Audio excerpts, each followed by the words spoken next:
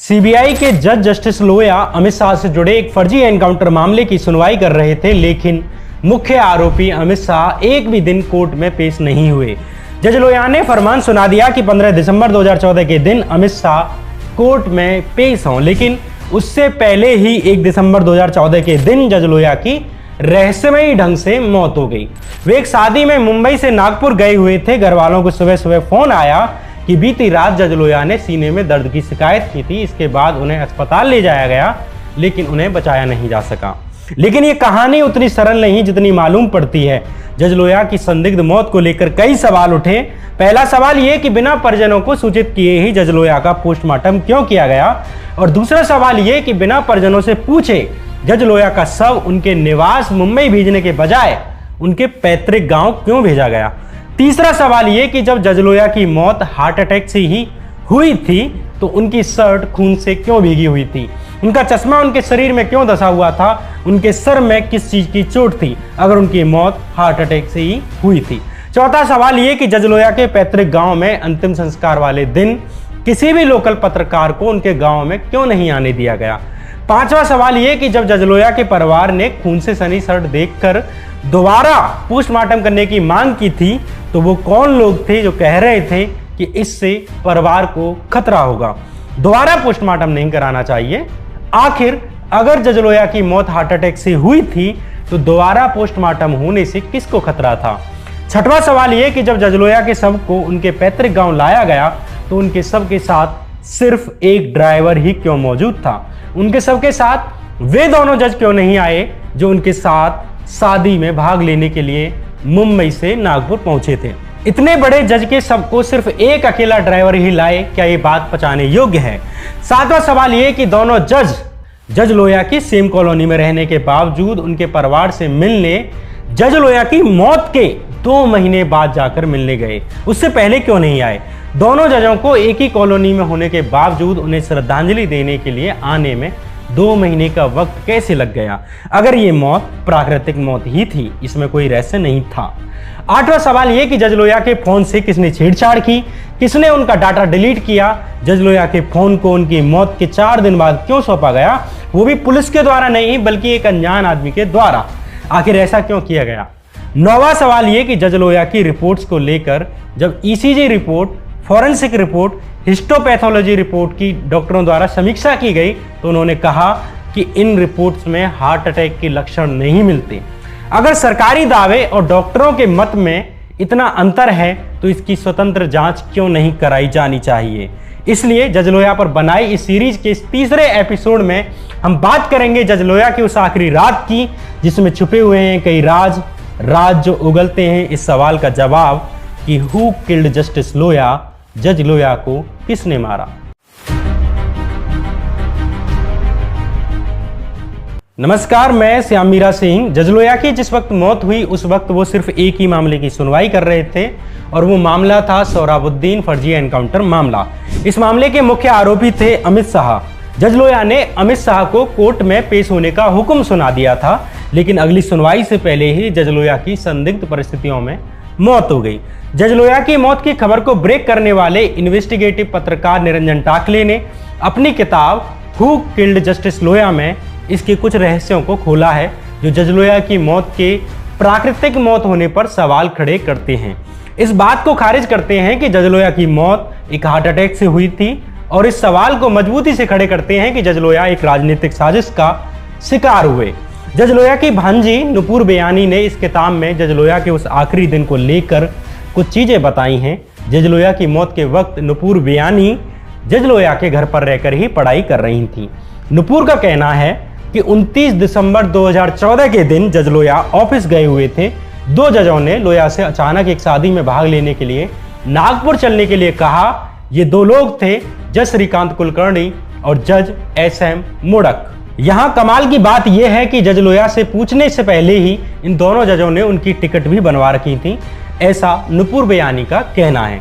लोया को मनाने के बाद अगला पड़ाव उनकी पत्नी को सूचना देने का था। जज लोया की पत्नी शर्मिला को लोया ने फोन करके कहा कि उनके कपड़े ऑफिस ही भिजवा दिए जाएं, जहां से वे उनके साथी जजों के साथ दुरंतो एक्सप्रेस ट्रेन से सीधे नागपुर जाएंगे। जज लोया की भांजी नुपुर बेयानी के अनुसार जज लोया बिना बताए घर से कभी कहीं नहीं जाते, नागपुर जाना तो दूर की बात। नुपुर बियानी आगे कहती हैं कि सामान ऑफिस ही भिजवाने की बात से शर्मिला मामी अचरज में थी। मामा कहीं भी यात्रा करने से पहले मामी को एडवांस में बता दिया करते थे। मामी ने कहा कि नागपुर जाने से पहले ऑफिस से घर आ जाएंगे, लेकिन उन्होंने कहा कि वे सीधे रेलवे स्टेशन जाएंगे। ये बातें जज लोया की भांजी नुपुर बियानी ने हु किल्ड जस्टिस लोया के ताम में कही हैं। तीनों जजों जस्टिस लोया और उनके दोनों साथियों ने 29 नवंबर 2014 की रात मुंबई से ट्रेन पकड़ी और सुबह नागपुर पहुंच गए। दोनों जजों के मुताबिक सुबह स्टेशन से उतरने के बाद वे नागपुर के सिविल लाइंस में स्थित सरकारी गेस्ट हाउस रवि भवन पहुंच गए। रवि भवन एक भव्य सरकारी गेस्ट हाउस है जहां बड़े से बड़े नेता और अधिकारी ठहरते हैं। 30 दिसंबर के दिन शादी समारोह में भाग लेने के बाद रात करीब 11 बजे जज लोया ने अपनी पत्नी शर्मिला को फोन किया। 40 मिनट बात की, घर के हालचाल लिए और शादी समारोह के बारे में बताया। इसके बाद वे सोने के लिए चले गए। ये जज लोया की अपने घर वालों से आखिरी बातचीत थी। ये तारीख थी 30 दिसंबर और समय था रात के 11:30 से 12 बजे के बीच का। अगले दिन यानी 1 दिसंबर के दिन जज लोया की मुंबई वापसी थी, लेकिन 1 तारीख की सुबह करीब 5 बजे ही जज लोया की बहन सरिता मन्नाने को जज बोर्डे की कॉल आती है। उन्होंने कहा कि बीती रात हार्ट अटैक आने से जज लोया की मौत हो गई और उनका पोस्टमार्टम भी कर दिया गया है। ये गौर करने वाली बात है कि जज लोया के परिजनों को सीधे पोस्टमार्टम के बारे में बताया गया। इस बीच ना उनकी बिगड़ती तबीयत के बीच में कोई कॉल आई, ना अस्पताल ले जाते समय उन्हें सूचित किया गया, न ठीक मौत के बाद परिजनों को सीधे पोस्टमार्टम के बाद सूचित किया गया, जबकि नियम अनुसार बिना परिजनों की उपस्थिति के, बिना उनकी परमिशन के पोस्टमार्टम नहीं किया जा सकता। फिर जज लोया के मामले में ऐसा क्यों किया गया, ये पहला सवाल जज लोया के मामले में उठता है। जज बोर्डे ने लोया की दूसरी बहन डॉक्टर अनुराधा बियानी को भी कॉल किया और सब लोगों को नागपुर आने के बजाय उनके पैतृक गांव गाटे गांव पहुंचने के लिए कहा कि गाटे गांव ही सीधे सब पहुंचाया जा रहा है, जहां पर कि उनके परिवार का कोई सदस्य नहीं रहता था सिवाय जज लोया के पिता के। यहां पर भी परिवार से नहीं पूछा गया कि लोया का शव मुंबई लाया जाए या उनके पैतृक गांव गाटे गांव। परिवार वालों को जज बोर्डे ने फोन पर बताया कि रात करीब 12:30 बजे जज लोया की छाती में दर्द होना शुरू हुआ और ऑटो रिक्शा द्वारा उन्हें नागपुर के एक प्राइवेट अस्पताल डांडे अस्पताल ले जाया गया, जहां कुछ दवाइयां दी गई। चूंकि यहाँ ईसीजी मशीन खराब थी, इसलिए उन्हें मेडिट्रीना अस्पताल ले जाया गया, जहां अस्पताल पहुंचने से पहले ही उनकी मौत हो गई। यहाँ एक छोटा सा पेच और है। जज बोर्डे ने जब लोया की बहन सरिता मन्नाने को कॉल किया था, उस वक्त वे औरंगाबाद के शारदा अस्पताल में भर्ती अपने एक भतीजे को लेने जा रही थी। ये सुबह का वक्त था। सरिता जब अस्पताल पहुंची तो ईश्वर बहेती नाम का एक अनजान आदमी उन्हें वहां मिला। ये आदमी उनके परिवार को समझाने लगा कि नागपुर जाने का कोई फायदा नहीं है, क्योंकि सबको गाटे गांव भेजा जा रहा है और मैं रात से ही नागपुर के लोगों से बात कर रहा हूं। अब सवाल यह उठता है कि ये ईश्वर बहेती जो आरएसएस का सदस्य था, उसे कैसे खबर मिलती है कि जज लोया की बहन उसी वक्त शारदा अस्पताल में हैं, जबकि ये ऐसी बात थी जो उनके खुद के परिवार के अलावा शायद ही किसी को मालूम हो, और वो भी सुबह के 5 बजे। दूसरा सवाल यह कि जज लोया का परिवार ना तो ईश्वर बहेती को जानता था, ना ही वो उससे परिचित था, और वो जज लोया के मामले में इतना बढ़ चढ़कर हिस्सा क्यों ले रहा था। ये सवाल मेरे नहीं है, बल्कि जज लोया की बहन सरिता मन्नाने और उनके पिता हरकिशन लोया के हैं। इसमें भी सबसे बड़ी रहस्य की बात यह है कि इसी ईश्वर बहेती ने ही 4 दिन बाद जाकर जज लोया का फोन उनके परिजनों को सौंपा था, और जब परिजनों ने फोन चेक किया तो उसमें सारे कॉल, सारे मैसेज डिलीट मिले। जज लोया की बहन अनुराधा बियानी कहती हैं कि ब्रज के साथ पहले घटने वाली कई घटनाएं मुझे मालूम थी। मोबाइल मिलने के तुरंत बाद मैंने फोन चेक किया। उसकी मौत की खबर आने से 1 या 2 दिन पहले ही उसके मोबाइल पर एक मैसेज आया था, और मैसेज में लिखा था कि सर, इन लोगों से दूर और सुरक्षित रहें, ये खतरनाक लोग हैं। ये मैसेज फोन में था, लेकिन जब हमें फोन मिला तो उसमें से ये सब मिटा दिया गया। जब हमने ईश्वर बहेती से पूछा कि इसमें उनकी कॉल्स मैसेज का जो रिकॉर्ड था वो कहाँ है, उसके पास इसका कोई जवाब नहीं था। यहाँ जज लोया की बहन अनुराधा बियानी का थोड़ा जिक्र जरूरी है। अनुराधा बियानी एक डॉक्टर हैं और अपने भाई जज लोया के काफ़ी करीबी थी। जज लोया को स्वास्थ्य से संबंधित जब भी कोई तकलीफ होती थी तो वो सबसे पहले अपनी बहन को ही बताते थे। अनुराधा बियानी का कहना है कि उनके भाई को कभी भी कोई हार्ट की प्रॉब्लम नहीं थी, ना वे शराब पीते थे, ना ही कोई उनमें कोई दूसरे तरह का नशा था, ना उनके परिवार में किसी को भी हार्ट अटैक की समस्या थी। उनके पिता तो करीब 80 की उम्र के होने जा रहे हैं, इसके बावजूद जज लोया को हार्ट अटैक कैसे आ सकता है। इसके अलावा इन्हीं अनुराधा बियानी ने जज लोया के कपड़ों पर खून देखकर दोबारा पोस्टमार्टम की बात कही थी, लेकिन अन्य लोगों ने उन्हें चुप करा दिया। इन्हीं अनुराधा बियानी ने कारवां मैगजीन के सामने खुलासा किया कि जज लोया ने उन्हें और उनके परिवार को बताया था कि अमित शाह के फेवर में फैसला सुनाने के लिए बॉम्बे हाईकोर्ट के चीफ जस्टिस मोहित शाह ने उन्हें 100 करोड़ रिश्वत देने की बात की पेशकश की थी। अमित शाह के फेवर में फैसला सुनाने के लिए दबाव बनाने की बात और रिश्वत की पेशकश वाली बात को जज लोया के परिवार के अलावा उनके दोस्तों ने भी स्वीकारा है। कहा है कि जज लोया ने उनको भी ये बात कही थी। जज लोया की भतीजी नुपुर बियानी बताती हैं कि जज लोया के साथ नागपुर जाने वाले दोनों जज भी लोया की मौत के बाद उनके परिवार से मिलने नहीं आए। वे कोई 2 महीने बाद जाकर परिवार से मिले। जब अनुराधा बियानी ने इन दोनों जजों से उस रात के बारे में पूछा तो उन्होंने बताया कि उन्हें दर्द उठने पर एक ऑटो रिक्शा द्वारा दांडे अस्पताल ले जाया गया, जहां वे खुद सीढ़ियों से चढ़कर गए। परिजनों ने बाद में नागपुर जाकर दांडे अस्पताल से इलाज की डिटेल लेने की कोशिश की, लेकिन अस्पताल प्रशासन ने इलाज की डिटेल नहीं दी।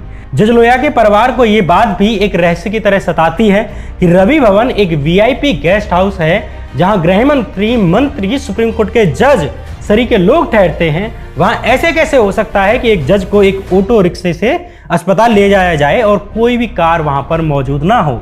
ऊपर से रवि भवन एक ऐसी जगह पर स्थित है जहां दिन में भी रिक्शा मिलना नामुमकिन है। वहां आधी रात में लोया के साथी जजों ने ऑटो की व्यवस्था कैसे की होगी। ये बात जज लोया पर किताब लिखने वाले निरंजन टाकले ने भी अपनी किताब में कही है कि वे बहुतों बार नागपुर गए हैं और नागपुर भवन को भी कई बार देखा है। जिस एरिया में रवि भवन मौजूद है वहां दूर दूर तक दिन में कोई ऑटो रिक्शा नहीं मिलता, फिर आधी रात में ऑटो रिक्शा मिलना कैसे संभव है। इसके अलावा बड़ा सवाल ये भी उठता है कि जजों ने जज लोया की स्थिति बिगड़ने पर परिवार वालों से क्यों संपर्क नहीं किया, रवि भवन के रिसेप्शन से संपर्क क्यों नहीं किया। दूसरा बड़ा अहम सवाल यह है कि इतने बड़े प्रसिद्ध भव्य गेस्ट हाउस में उस वक्त एक भी कार क्यों नहीं मौजूद थी। जज लोया को ऑटो से ले जाना क्यों पड़ा। दूसरे अचरज की बात यह है कि जब रात 12:30 बजे से ही जज लोया की तबीयत बिगड़ रही थी तो इस दरमियान उनके परिवार को या उनके परिवार के किसी सदस्य को सूचित क्यों नहीं किया गया। जज लोया के परिजनों को तब जाकर सूचित किया गया जबकि उनकी मौत हो चुकी थी। सिर्फ मौत ही नहीं हो चुकी थी बल्कि उनका पोस्टमार्टम भी हो चुका था। दर्द होने से यानी कि 12:30 बजे से सुबह के करीब 6-7 बजे तक के इतने अंतराल में उनके परिवार को कोई कॉल क्यों नहीं की गई, ये एक बड़ा सवाल है। यहाँ पर भी कई बड़े पेच हैं। सबसे बड़ी बात ये कि रवि भवन में इतनी बड़ी घटना हो गई, हार्ट अटैक भी आया, इतने बड़े जज की मौत हो गई, लेकिन रवि भवन के एक भी कर्मचारी को कोई खबर नहीं लगी कि यहाँ पर कोई ऐसी घटना हुई है। क्या ये हैरानी की बात नहीं है कि जज लोया की मौत के अगले 3 साल तक रवि भवन के कर्मचारियों को यह पता ही नहीं था कि यहाँ ठहरे एक जज को हार्ट अटैक आया था और उनकी मौत हो गई थी।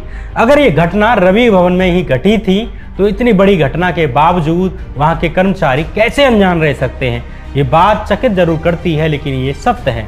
रवि भवन के कर्मचारियों को जज लोया की मौत की खबर 3 साल बाद जाकर लगी, जब 3 साल बाद जज लोया के परिवार के ऊपर कारवां मैगजीन ने स्टोरी ब्रेक की थी और राजनीतिक गलियारों में भूकंप मच गया था। इसके बाद जब मीडिया वाले नागपुर के रवि भवन पहुंचने लगे और कर्मचारियों से जज लोया के साथ हुई घटना के बारे में पूछने लगे, तब जाकर उन्हें इस घटना के बारे में मालूम चला कि इस तरह की कोई घटना यहाँ पर हुई थी। कारवां मैगजीन पर छपी एक खबर के अनुसार रवि भवन के प्रशासन, रिसेप्शन, रूम सर्विस और इंजीनियरिंग विभाग के 17 पुराने और 15 नए कर्मचारियों से बात करने पर जो बयान बाहर आए हैं, वे जजों के बयानों पर प्रश्न खड़ा करते हैं, जो कहते हैं कि जज लोया को हार्ट अटैक आया था और उन्हें अस्पताल ले जाया गया था। कारवां मैगजीन के मुताबिक जजों के बयान जिस तरह भीषण हलचल भरी गतिविधि की तरफ इशारा करते हैं, उसके विपरीत उस दिन वहां कहीं कोई हलचल ही नहीं थी। मामला एकदम शांतिपूर्ण था। रवि भवन के कर्मचारियों को इस बात का एहसास तक नहीं था कि 1 दिसंबर की सुबह एक जज को यहां से अस्पताल ले जाया गया था। कारवां मैगजीन की इस खबर में एक कर्मचारी ने बताया कि हमको तो तब जाकर पता चला जब अखबार वालों ने इसके बारे में लिखना शुरू किया और जांच शुरू हुई, यानी 3 साल बाद। एक कर्मचारी ने यह भी कहा कि हमें तो इस बात का भी पता चल जाता है जब हाई प्रोफाइल लोग देर रात में शराब पीते हैं, लड़कियां लाते हैं, फिर ये कैसे हो सकता है कि एक जज को रात में अस्पताल ले जाया जाए। हार्ट अटैक आए और हमें पता भी न चले। यहाँ एक और बात गौर करने की है कि रवि भवन जिसमें कि जज लोया ठहरे हुए थे, उसके रजिस्टर में 29 नवंबर से लेकर 1 दिसंबर के बीच जज लोया का नाम ही दर्ज नहीं है। जज लोया के साथ आए जज कुलकर्णी और जज मोडक ने अपने बयान में कहा था कि वे रवि भवन के कमरा नंबर 10 के साथ ठहरे हुए थे। यहाँ सबसे बड़ी बात यह है कि यह कमरा नंबर 10 रिसेप्शन के एकदम पास मौजूद है। ऐसा नामुमकिन है कि 10 नंबर में कमरे में कोई इतनी बड़ी घटना घटे और रिसेप्शन पर मौजूद कर्मचारियों को इसकी भनक तक ना लगे। इसमें भी एक मीडिया रिपोर्ट के अनुसार रात के वक्त जब सारे मेहमान सो जाते हैं तो रवि भवन के लगभग सभी कर्मचारी रिसेप्शन के पास ही आकर इकट्ठा होते हैं। कुछ वहां मौजूद चटाई पर लेट जाते हैं और कुछ सोफे पर। फिर यह कैसे संभव है कि रिसेप्शन के पास से गुजरकर गेट से किसी जज को अस्पताल ले जाया जाए, हार्ट अटैक आए और कर्मचारियों को इसका पता भी ना चले। एक कर्मचारी कहता है कि अगर रवि भवन में कहीं एक तार में स्पार्क भी होता है तो हमें इस बात का मालूम चल जाता है। ऐसे में एक जज को हार्ट अटैक आ जाए, उसे अस्पताल ले जाया जाए, लेकिन रिसेप्शन के कर्मचारियों को भनक भी न लगे, ये बात पचती नहीं। ये कई बातें हैं जज लोया के साथ उस रात जो घटनाएं हुई वे कई बड़े सवाल खड़े करती हैं। जिस गोपनीयता से जज लोया को कथित तौर पर अस्पताल ले जाया गया दिखाया गया है, वे अपने आप में एक जांच का विषय है। सामान्य तौर पर ऐसी परिस्थितियों में सबसे पहले रिसेप्शन को कॉल किया जाता है। रिसेप्शन तत्काल एम्बुलेंस की व्यवस्था करती है या किसी कार की व्यवस्था करती, लेकिन इस मामले में ना तो घर वालों को रात में कुछ पता चला, ना उन्हें कॉल किया गया, न रवि भवन के कर्मचारियों को। वैसे में इस बात पर शक होता है कि रवि भवन में जज लोया को कोई दिल का दौरा पड़ा होगा। वे अपने आखिरी वक्त में रवि भवन में ही थे या कहीं और थे, ये भी एक सवाल है। ऊपर से जज लोया की forensic report, viscera report, histopathology report पर अलग अलग डॉक्टरों द्वारा यह कहना कि ये रिपोर्ट हार्ट अटैक की बात की पुष्टि नहीं करती, बल्कि सर पर चोट और जहर दिए जाने की संभावनाएं व्यक्त करती हैं। उससे शक और गहरा हो जाता है कि क्या जज लोया की मौत एक प्राकृतिक मौत थी या एक राजनीतिक साजिश थी। एक ही कॉलोनी में होने के बावजूद जज लोया के साथ जाने वाले दोनों जज उनके परिवार से 2 महीने तक नहीं मिलते, और जब वे 2 महीने बाद जज लोया के परिजनों से मिलने पहुंचते हैं तो परिजनों के पूछने पर कि बार बार इस बात को कहते हैं कि हम डरे हुए थे, हम दबाव में थे।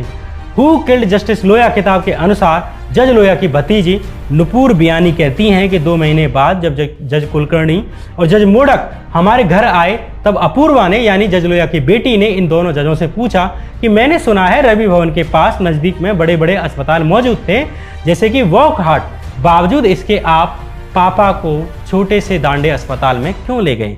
अपूर्वा के सवाल पर वे माफ़ी मांगते रहे और कहते रहे कि हम डरे हुए थे। अब सवाल यह है कि जज लोया के साथ मौजूद रहे जज आखिर किस बात से डरे हुए थे।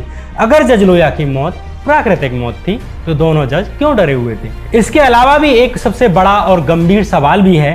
कारवां मैगजीन की खबर में जज लोया की खबर को ब्रेक करने वाले पत्रकार निरंजन टाकले लिखते हैं, स्टोरी से संबंधित तथ्य जुटाने के लिए जब मैं नागपुर के सरकारी मेडिकल कॉलेज गया जहां जज लोया का पोस्टमार्टम हुआ था और लोकल सीता बुल्दी पुलिस स्टेशन पहुंचा, तो दोनों जगहों पर एक सूत्र ने मुझे बताया कि उन्हें आधी रात को ही जज लोया की मौत के बारे में सूचित कर दिया गया था और रात के दौरान इन दोनों ने व्यक्तिगत रूप से मृत शरीर को देखा था। उन्होंने ये भी कहा कि जज लोया का पोस्टमार्टम रात में ही कर दिया गया था, जबकि सरकारी कागजों और पोस्टमार्टम रिपोर्ट में लिखा है कि जज लोया की मौत सुबह 6:15 पर हुई थी और पोस्टमार्टम दिन में 11:55 पर हुआ था।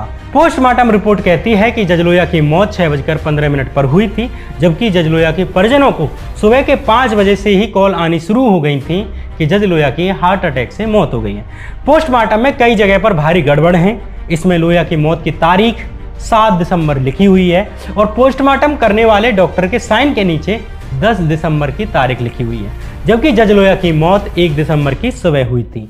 जज लोया के कपड़ों का रंग भी पुलिस की पंचनामा रिपोर्ट और पोस्टमार्टम रिपोर्ट में अलग अलग दर्ज है, अलग अलग बताया गया है। पोस्टमार्टम रिपोर्ट में उनके हाथ में कड़ा पहनने की बात भी कही गई है, जबकि पुलिस के पंचनामे में किसी भी कड़े का जिक्र नहीं है और लोया के परिजन भी कड़ा पहनने की बात से इनकार करते हैं। ऐसी कई बातें हैं जो जज लोया के पोस्टमार्टम की रिपोर्ट से छेड़छाड़ का शक पैदा करती हैं। यहाँ कुछ बातों पर विशेष ध्यान देने जरूरी है। जज लोया का पोस्टमार्टम नागपुर के Indira Gandhi government medical college के फॉरेंसिक मेडिसिन विभाग के हेड डॉक्टर मकरंद व्यावहरे के नेतृत्व में किया गया था। मकरंद व्यावरे अपनी डॉक्टरी के अलावा अपने राजनीतिक संपर्कों के लिए भी जाने जाते हैं। देवेंद्र फडणवीस की तत्कालीन सरकार में वित्त मंत्री रहे सुधीर मुंगेत्वार से उनकी नजदीकी की रिश्तेदारी है। मीडिया रिपोर्ट्स के अनुसार डॉक्टर मकरंद व्यावरे ने जज लोया के पोस्टमार्टम निरीक्षण को भी निर्देशित किया था। जज लोया की मौत पर लिखी गई दूसरी किताब सप्ताह की सूली में लिखा है कि लोया के पोस्टमार्टम के दौरान मौजूद एक छात्र ने भी ये बात स्वीकार की थी कि एक जूनियर डॉक्टर को डॉक्टर मकरंद व्यावरे ने उस समय फटकार कर चुप करा दिया जब उसने लोया के सर की जांच के दौरान पीछे लगे घाव पर सवाल उठाने की कोशिश की थी। मकरंद व्यावरे का अतीत भी ऐसा ही रहा है। साल 2015 में जब मेडिकल छात्र और रेजिडेंट डॉक्टरों ने व्यावरे के तौर तरीके से परेशान आकर प्रोटेस्ट की थी, उसके बाद उनके खिलाफ विभाग जांच बिठानी पड़ी थी। कई कर्मचारियों का कहना है कि वे खुद ऐसे गवाहों में या ऐसे मामलों में गवा रहे हैं जिनमें कि व्यावरे ने पोस्टमार्टम से छेड़छाड़ कर गलत रिपोर्ट तैयार की। यहाँ पर भी एक बात का जिक्र करना जरूरी है कि लोया के परिजनों का कहना है कि उन्होंने जब जज लोया का शव देखा था तो उनकी शर्ट खून से भीगी हुई थी। फॉरेंसिक रिपोर्ट भी सर पर चोट का इशारा करती हैं, लेकिन पोस्टमार्टम रिपोर्ट में खून की बात का जिक्र ही नहीं है, उसमें सब सामान्य दिखाया गया है। पोस्टमार्टम रिपोर्ट में लिखा है कि शरीर पर कोई चोट के ही निशान नहीं थे, न खून के धब्बे थे, जबकि लोया के परिजन कहते हैं कि जज लोया की शर्ट खून से सनी हुई थी। हु किल्ड जस्टिस लोया के लेखक निरंजन टाकले जब जज लोया के पिता हरकिशन लोया से मिलने गए तो हरकिशन लोया ने उन्हें जज लोया के कपड़े दिखाए जो एक पॉलिथीन में संभाले हुए रखे थे, जिनसे लिपट कर कि आज भी जज लोया का बेटा अनुज लोया उन्हें याद करता है, इमोशनल होता है। उन्हें वो शर्ट भी दिखाई गई जो खून से सनी हुई थी, लेकिन पोस्टमार्टम रिपोर्ट में ये सब तथ्य गायब हैं कि जज लोया की शर्ट खून से सनी हुई थी या उनके सर पर चोट के निशान थे। जज लोया की पोस्टमार्टम रिपोर्ट से ये तथ्य क्यों गायब हैं, किसके कहने पर गायब हैं और क्या छुपाने के लिए गायब हैं, ये एक सवाल है। ऐसी कई बातें हैं जो इस बात की तरफ इशारा करती हैं कि जज लोया की पोस्टमार्टम रिपोर्ट से छेड़छाड़ की गई थी। तारीखों में इतनी भारी गड़बड़ है और कड़े का जिक्र किए जाने से भी इस बात पर प्रश्न खड़े होते हैं कि पोस्टमार्टम रिपोर्ट जज लोया की ही थी या किसी और की। शुरू से लेकर एंड तक इतने तथ्य हैं जो कहते हैं कि एक ईमानदार जज अपनी मौत के बाद कम से कम एक स्वतंत्र जांच तो डिजर्व करता था। अगर हम अपने न्यायाधीशों को ही प्रोटेक्ट नहीं कर सकते तो न्याय को कैसे बचा पाएंगे।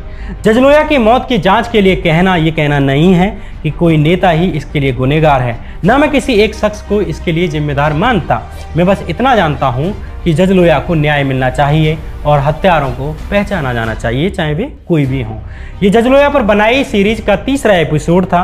इससे पहले इसी चैनल पर 2 एपिसोड आ चुके हैं।